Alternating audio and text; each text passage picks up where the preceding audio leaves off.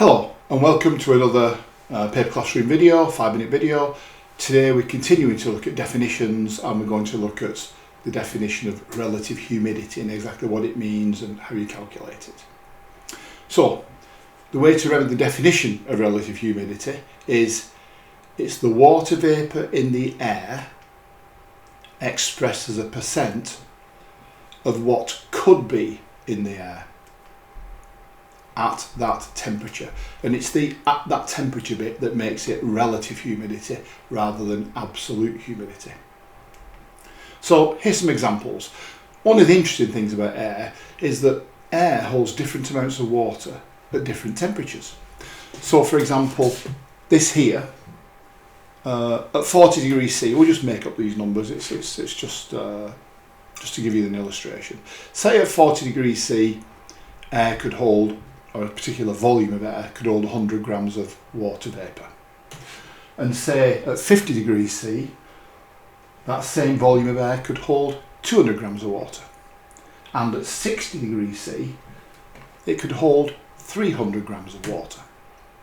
So what we're now doing is that's what could be there, that's the maximum that would be allowed. Let's now have a look at putting different amounts of water into each of these situations and calculating the relative humidity. So let's start off with the 40 degrees C, 100 grams.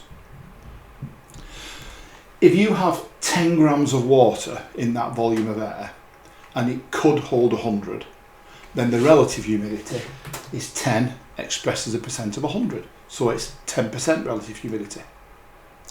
If we put 50 grams of moisture in, it's still the same volume of air, it's still the same temperature.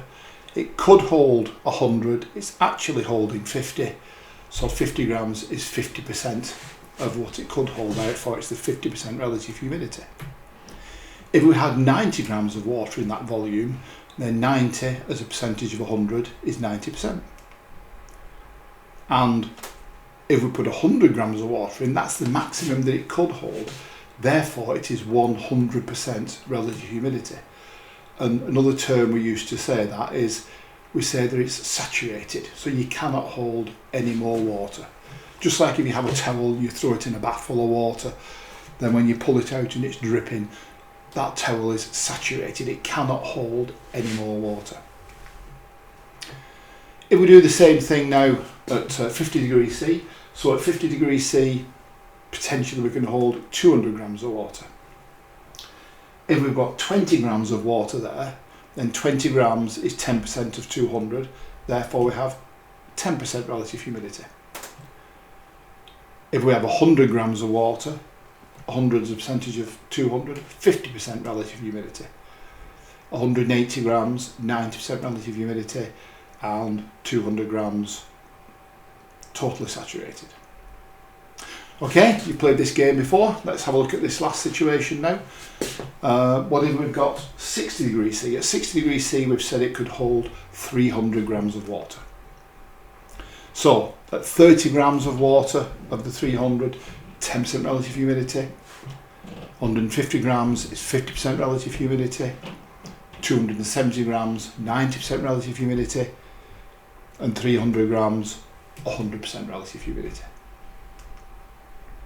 And again, saturated. The interesting thing is now is, rather than changing the amount of water in the air, let's keep the amount of water constant and change the temperature of the air to see what happens. So what we've got a situation here is, what I want you to do is to stop the video and have a go at calculating this yourself. So, at 40 degrees C, we could hold 100 grams of water. What's the relative humidity if we have 30 grams there?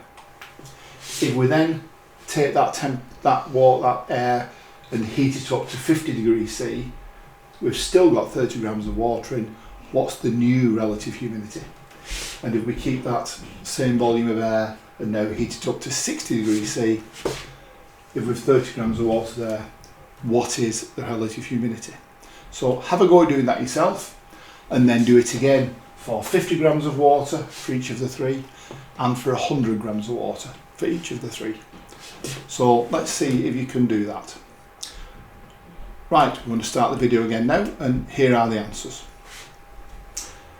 You could hold 100 grams, you've got 30, therefore it's 30%. You could hold 200 grams, you have 30, we're at 15%. And we could hold 300 grams, we have 30, we're at 10%. And the values for the other ones are there, 50%, 25%, 17%, and 100%, 50%, 33%. Okay, so if you got those answers, well done. If not, please go through the video again, have another go, and it will just click. Summary of what we've talked about today. So first of all, absolute humidity. That's grams of water per cubic metre of air, irrespective of temperature, but people rarely talk about absolute humidity. They're always interested in relative humidity. So relative humidity is the water present as a percentage of the water possible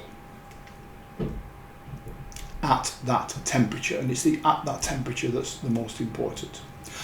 Okay, well, thank you for watching this video, and please feel free to follow us on any of this social media.